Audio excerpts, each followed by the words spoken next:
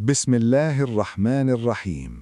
وہ ترش رو ہوا اور منہ پھیر لیا اس بات پر کہ اس کے پاس ایک نابینا آیا۔ اور تمہیں کیا خبر، شاید وہ سنور جاتا یا نصیحت حاصل کرتا تو نصیحت اسے فائدہ دیتی، لیکن جو بے پرواہی کرتا ہے تو تم اس کی طرف متوجہ ہوتے ہو، حالانکہ اگر وہ نہ سنورے تو تم پر کوئی ذمہ داری نہیں۔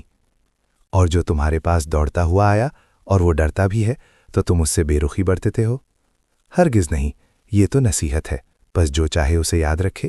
ایسے صحیفوں میں جو معزز ہیں، بلند مرتبہ، پاکیزہ ہیں، لکھنے والوں کے ہاتھوں میں جو معزز اور نیک ہیں۔ انسان ہلاک ہو، وہ کتنا ناشکرہ ہے۔ اللہ نے اسے کس چیز سے پیدا کیا؟ نطفہ سے پیدا کیا، پھر اندازہ مقرر کیا، پھر اس کے لیے راستہ آسان کیا، پھر اسے موت دی اور قبر میں پہنچایا، پھر جب چاہے گا اسے دوبارہ زندہ کرے گا۔ ہرگز نہیں، اس نے وہ ادا نہیں کیا جس کا اسے حکم دیا گیا تھا۔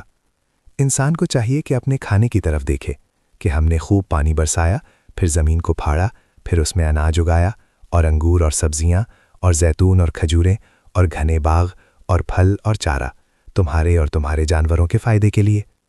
پھر جب کان پھاڑ دینے والی آواز آئے گی، اس دن آدمی اپنے بھائی سے بھاگے گا، اور اپنی ماں اور اپنے باپ سے، اور اپنی بیوی اور اپنی اولاد سے۔